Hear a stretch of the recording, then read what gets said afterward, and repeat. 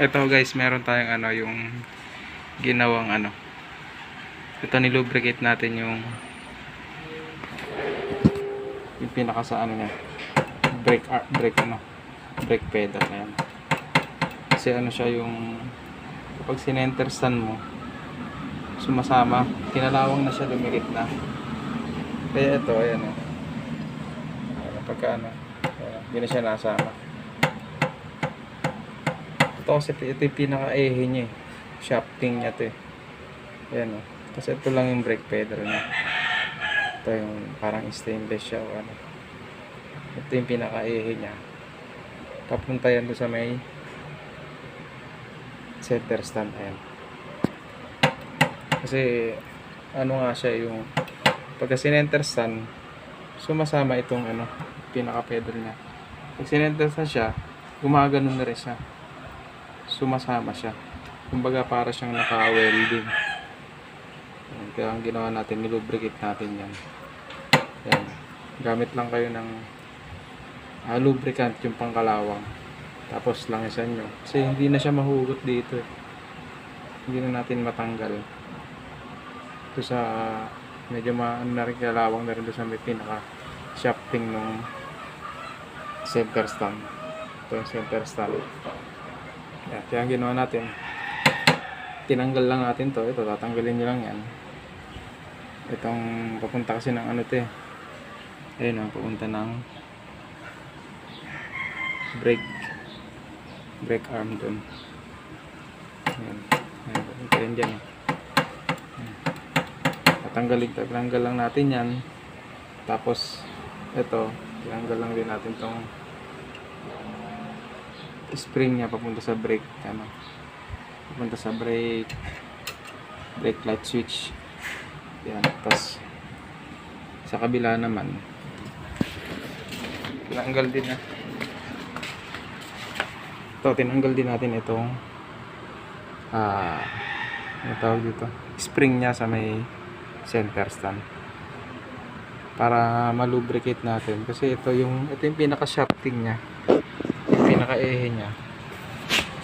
Ayan, ito yung pinaka ehe niya. Ayan kinalawang na rin yan. Ito kasi yung ehe niya, ito naman yung, kung nakikita nyo, ito naman yung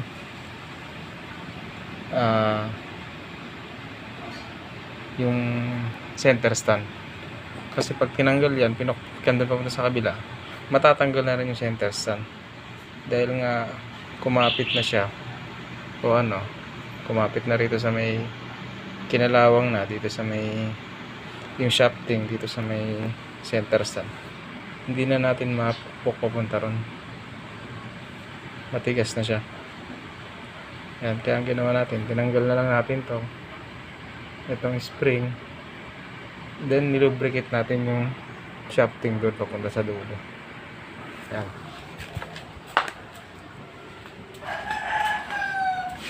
yan nilubricate lang natin, inanuhan natin ng WD-40 yung pangkalawang, tapos langis para sumiksik siya doon sa loob kasi halos naka-welding na siya.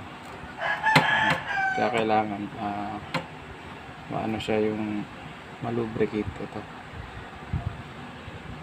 para hindi na siya sumasama. Kapag kumreno tayo, sumasama yung center stand, nasama yan kasi konektado yan dito sa shafting yung shafting ng center stand, tsaka ito yan, lusutan yan doon, papunta yan doon, sama yan, magkasama. Kaya pag kinalawang itong shafting,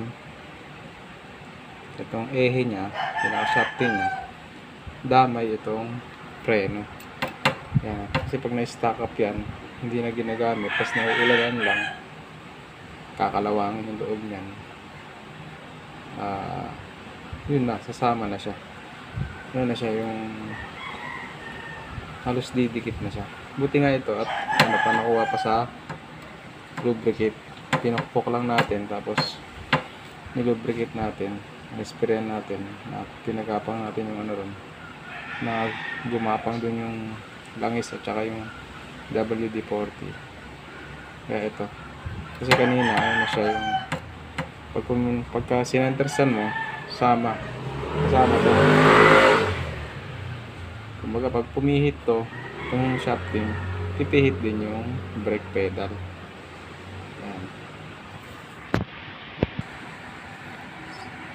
Ayan o, pagka nakaganyan siya, pag hindi siya naka-centersan, pag pumreno ka, sumasama itong itong center stand. Pero ngayon ano na siya yan? Ano na siya yung yan o. Hindi na siya sumasama. Na-lubricate na siya. Yan o. So kung napapansin nyo itong shafting yan, yan, hindi na siya sumasama. Meron pa rin siyang konti. Yun, konti na lang. Ayan. Hindi na katulad kanina na dikit na dikit. Yan o. Meron na siyang yan, hindi na siya talaga totally sumasama. Meron man, konti lang. Kasi nga kinalawang na siya. Ayan. Importante, malubricate yung loob niyan. Ayan.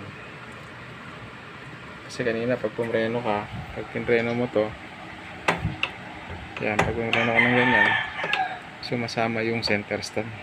Tapos pag sinenter stand mo, sasama yung preno. Tapos, nakapreno siya. Nakadiin siya. Tapos nakatukod yung preno. Kaya hindi pwede na magkaroon ng kalawang kasi pag nagdikit yan, pag pumreno ka, sumasama yung center stand. Ito lang yung lubricate natin, hindi na natin lubricate dun at hindi na natin matanggal yun, matigas na. Ang ano nyan, gagrinderin na lang siguro, puputulin kung meron ng pamalit na bago. Ito, pinaya pa naman sa lubricate. Kaya yan, okay na siya. Yan. Huwag lang may stop ng matagal kasi pag matagal, kakalawangin. So yun, ganun lang pagka-stack up yung preno ay itong shafting ng brake pedal. Yan. Dito, meron kasing may konting yan. Yan. Bubugahan nyo lang ng WD-40 na pangkalawang. Pati doon, meron din yan doon. Yan, i-sprayan nyo lang yan dyan. Tapos laro-laruin nyo lang. Yan, ilulubricate nyo lang ng ganyan.